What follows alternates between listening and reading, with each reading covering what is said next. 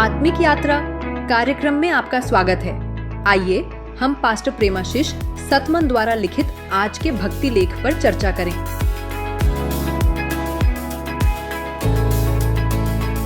Praise the Lord. आज हम pastor प्रेमाशीष सतमन के लेखन को आधार बनाकर परमेश्वर के वचन में गहरी मजबूत जड़ें जमाने की अहमियत पर बात कर रहे हैं। Praise the Lord. हाँ बिल्कुल। स्रोत यही बताते हैं कि सिर्फ खुशी खुशी वचन सुन लेना या मान लेना ही काफी नहीं है। सही बात है। असली टिकाऊ विकास के लिए एक गहरी नींव वो बहुत जरूरी है। हाँ, एक मजबूत नींव। तो आज की हमारी ये बातचीत इसी को समझने की कोशिश करेगी कि ये आध्यात्मिक जीवन में ये गहरी नींव डाली कैसे जाए। बिल्कुल, एक बहुत ही जरूरी विषय है ये। चलिए तो फिर इसे खोलते हैं। शुरुआत उस मुख्य आयत से करते हैं जिसका जिक्र है श्रोत में, यहोशू 1:8। हाँ, यहोशू 1:8। ये आयत कहती है कि परमेश्वर की व्यवस्था पर, मतलब उनके दिए निर्देशों पर दिन रात मनन करने से ही जीवन में सफलता और सार्थकता आती है। बिल्कुल। और यहाँ देखिए, दिलचस्प बात ये है कि स्रोत हमें बाहरी तरक्की के जो संकेत हैं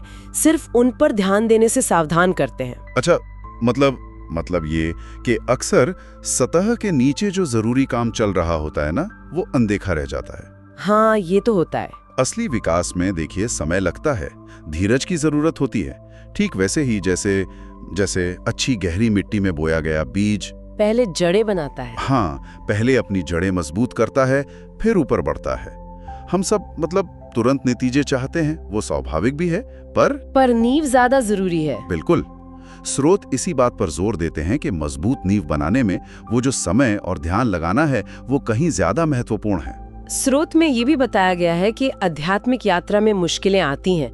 दुश्मन, जैसा कहा गया है, वो ध्यान भटकाने के लिए और वचन को बढ़ने से रोकने के लिए कष्ट और क्लेश जैसी चीजों का इस्तेमाल करता है। बिल्कुल। ये बात मुझे सोचने पर मजबूर करती है कि जब बाहरी हालात इतने मुश्किल हों तो परमेश्वर के वचन पर अपनी पकड़ बनाए रखना कैसे मुमकिन हो पाता है या कैसे निपटा जाए इससे। देखिए, लेखक का समाधान बड़ा सीधा और स्पष्ट है। क्या है वो? परमेश्वर के वचन को प्राथमिकता देना और उस पर लगातार दिन रात मनन करना। दिन रात मनन करना। हाँ, अगर हम इसे बड़ी तस्वीर में देखें तो ये प्रक्रिया ही वो गहरी अटूट जड़ें बनाती है जिनकी हम बात कर रहे हैं। अच्छा। ये बाहरी हालात या दूसरों की राय पर निर्भर रहने की बजाय व्यक्ति के अंदर जो वचन का प्रकाशन है, उसकी जो अपनी गहरी समझ है, उस पर जोर देती है, यानी अंदरूनी मजबूती पर। बिल्कुल। स्रोत के अनुसार यही वो तरीका है जिससे हमारा जीवन परमेश्वर की सच्चाई के साथ एक सीध में आता है और सच्ची समृद्धि का अनुभव होता है। इस बात को समझाने के लिए स्रोत में चीनी बांस के पेड़ की बहुत अच्छी कहानी दी गई है। मैंने भी पढ़ी। हाँ, वो बांस वाली कहानी बहुत मशहूर है। जब बांस का बीज बोते हैं तो पहले 4 साल तक जमीन के ऊपर कुछ भी नहीं दिखता। कुछ भी नहीं। भले ही उसकी देखभाल हो रही हो, लगता है जैसे कुछ हो ही नहीं रहा। बिल्कुल ऐसा ही लगता है। लेकिन फिर 5वें साल में कुछ कमाल का होता है। क्या होता है? सिर्फ 6 हफ्तों के छोटे से समय में वही बांस का पेड़ 90 फीट तक ऊंचा हो जाता है। क्या बात है! 4 साल कुछ नहीं और फिर बस 6 हफ्तों में 90 फीट। जी हाँ, ये कहानी हमें यही सिखाती है कि उन 4 सालों में जब बाहर कुछ नहीं दिख रहा था, तब जमीन के नीचे जड़ें बन रही थी। हाँ, वो बांस एक बहुत बड़ा और मजबूत जड़ तंत्र, एक रूट सिस्टम विकसित कर रहा था।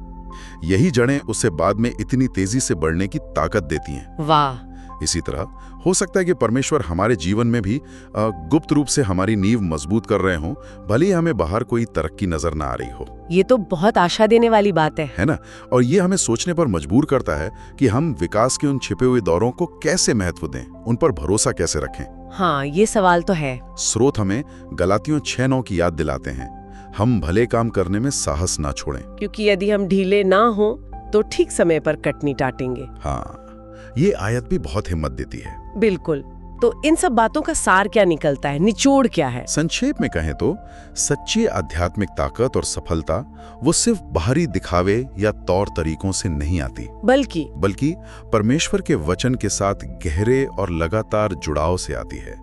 ये तब भी सच है जब हमें तुरंत कोई प्रगति, कोई नतीजा दिखाई न दे रहा हो। धैर्य रखना बहुत जरूरी है ना? अत्यंत जरूरी। तो सच्ची ताकत अंदर से आती है वचन से जुड़ने से। बिल्कुल, जैसा कि पास्टर प्रेमाशीष सतमन अपने लेखन में बताते हैं, ये सब प्रतिबद्धता का मामला है, कमिटमेंट का। किस तरह की प्रतिबद्धता? रोजमर्रा की भागदौड़ और जो ध्यान भटकाने वाली चीजें हैं, उनके बीच वचन के अध्ययन के लिए, मनन के लिए और उसे जीवन में लागू करने के लिए समय निकालने की प्रतिबद्धता। हाँ, ये करना आसान नहीं होता आजकल। बिल्कुल नहीं, पर यही कुंजी है और ये हमें एक अहम सवाल पर लाकर खड़ा करता है, सोचने के लिए। क्या सवाल?